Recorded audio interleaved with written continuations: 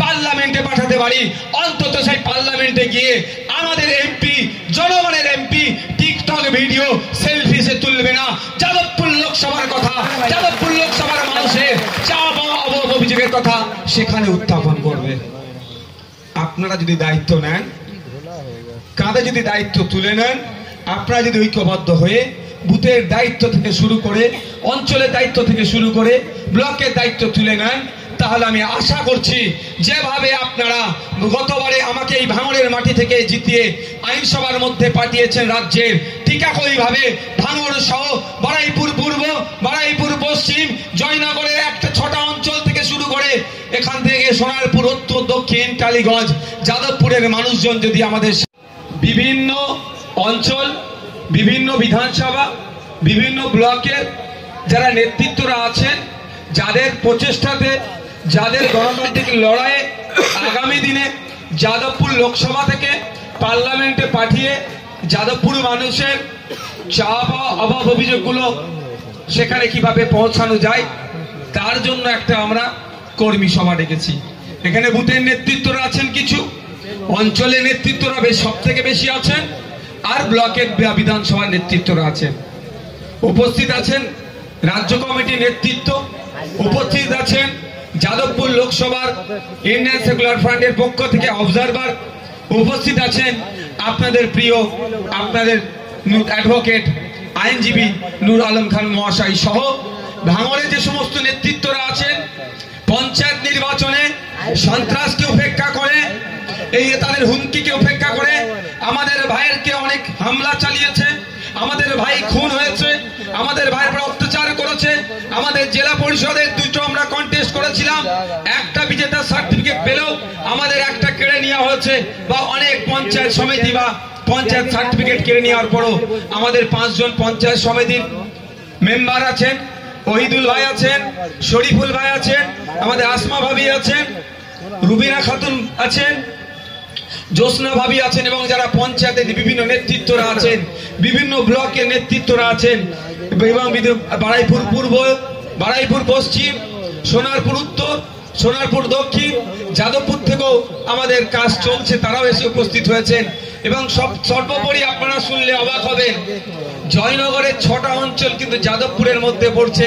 সেই দোলুয়াকাঠি গ্রাম যেখানে তৃণমূলী অত্যাচারে আমাদের ভাইদের বাড়িগুলোকে আগুন লাগিয়ে দিয়েছিল, অত্যাচারিত হয়েছিল, সেই গ্রাম থেকেও আমাদের পার্টির প্রতিনিধি হয়ে বুথের দায়িত্ব নেবে বলে অঞ্চলের দায়িত্ব পালন করছে, তারাও আজকে এই কর্মী সবাই উপস্থিত হয়েছে। প্রত্যেককে আমি ধন্যবাদ জানাই, প্রত্যেককে ধন্যবাদ জানাই।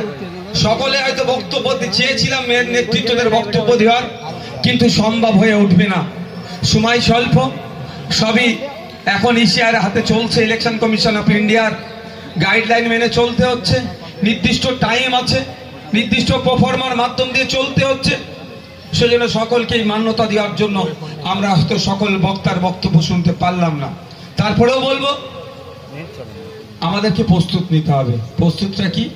যেভাবে সারা রাজ্যের মানুষ বিজেপি তৃণমূলের বাইনানি তৈরি করে একদিকে 77টা, বাকি একটা ছাড়া তৃণমূল ভাগ করে নিল বিজেপি তৃণমূল এমএলএ, কিন্তু দিনের শেষে আপনারা বুঝতে পারছেন যে ভাঙড়ের মানুষ সঠিক পথে এগিয়ে গিয়েছিল না ভুল পথে পরিচালিত হয়েছিল আপনারা নিশ্চিতভাবে জানেন।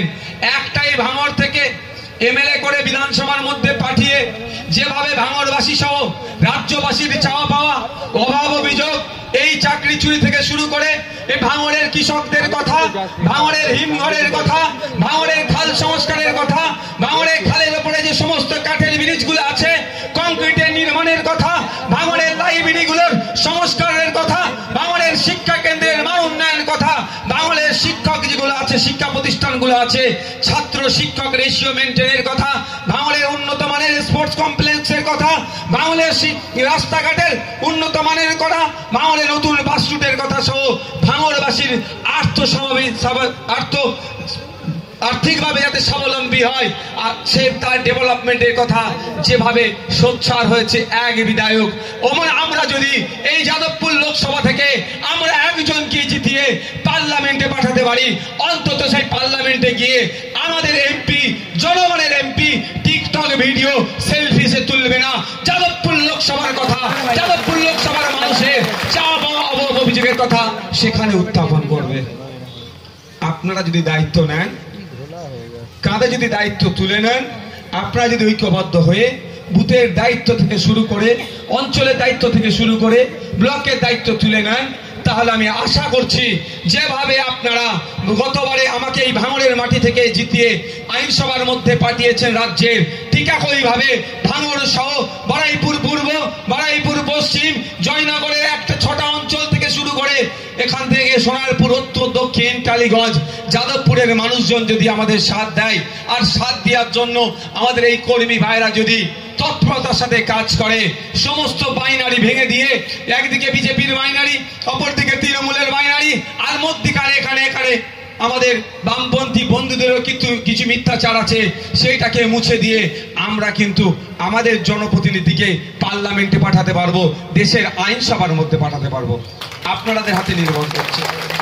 যারা বুথের নেতৃত্ব আছেন, আমি আপনাদের উদ্দেশ্যে বলবো, সর্বপ্রথম কাজ হবে আপনার বুথটাকে লিড করানো গণতান্ত্রিক প্রক্রিয়াতে। দ্বিতীয় কাজ কি হবে? অঞ্চল নেতৃত্ব যারা আছে, আপনাদের অঞ্চলগুলোকে কিভাবে জিতিয়ে আনতে হবে দায়িত্ব আপনাদের নিতে হবে।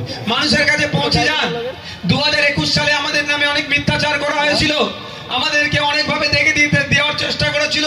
কেউ বলেছিল আমাদেরকে সাম্প্রদায়িক, আবার কেউ বলেছিল বিজেপির দালাল। কিন্তু যত দিন যাচ্ছে, দিনের আলোর মতো পরিষ্কার হয়ে যাচ্ছে, মানুষ আইএসএফের ছায়াতলে আসছে। বিভিন্ন ধর্মের মানুষ, বিভিন্ন জাতের মানুষ, বিভিন্ন সমাজের মানুষ 2021-এ যারা আমাদেরকে ভুল বুঝে আমাদের থেকে দূরে ছিল, দেখুন আজকে তারা আমাদের ছায়াতলে আসছে। তাদের আশার স্থল, তাদের ভরসার স্থল ইন্ডিয়ান সেকুলার ফ্রন্ট তথা খামচিহ্ন হয়ে উঠছে। তাই আমি জনগণকে বলবো, যারা আমাদের নেতৃত্বদেরকে বলবো, জনগণের কাছে পৌঁছে যান, তাদেরকে বলুন আমাদের সিম্বলের কথা বলুন, আমাদের প্রার্থীর কথা বলুন, আমাদের অ্যাক্টিভিটির কথা বলুন। শুধুমাত্র সাথে সাথে আমাদের ইভিএম মেশিনে কত নম্বর প্রেস বটনটাকে প্রেস করতে হবে শুধু তাদের কাছে পৌঁছে দিন, এবং সাথে সাথে দায়িত্ব নিন। ভোটের দিনে ভোট চুরি বন্ধ করতে হবে, এবং গণনার দিনে আমরা অত্যন্ত প্রহরীর ভূমিকা পালন করে ইভিএম মেশিনে যে গণনা হবে সেটাকে যদি আমরা সঠিকভাবে ঠিকঠাক ধরে রাখতে পারি, কেউ আমাদের ধারে কাছে আসতে পারবে না। এখান থেকে আমরা বাজিমাত করব, জনগণের ভোট নিয়ে আমরা দেশের আইনসভার মধ্যে যেতে পারবো। দায়িত্বটা কাঁধে নিতে হবে, কাঁধে নিতে হবে। একটু হাত তুলুন তো যারা দায়িত্ব নেবে। আমাদেরকে দায়িত্ব নিতে হবে, আশা করছি হবে তো নাকি? আমাদের ভাই অনেক অনেক কষ্ট পার করে করে করে করে আজকে এই জায়গায় এসে দাঁড়িয়েছি। অনেক কষ্ট পার করেছি, অনেক কষ্টে দিন যাপন করেছি। এখানে আমাদের ভাঙড়ের কথা বলছি, বিভিন্ন লোকসভা, বিভিন্ন বিধানসভার মানুষ এসেছেন। আজকে ভাঙড়ে নিয়ে আসার কারণটা একদম আপনাদেরকে একটা কারণ আছে। ভাঙড়কে এসে দেখুন, ভাঙড়ের মানুষের সাথে মিশুন। ভাঙড়ের মানুষ কত সহজ, সরল, শান্ত প্রিয়।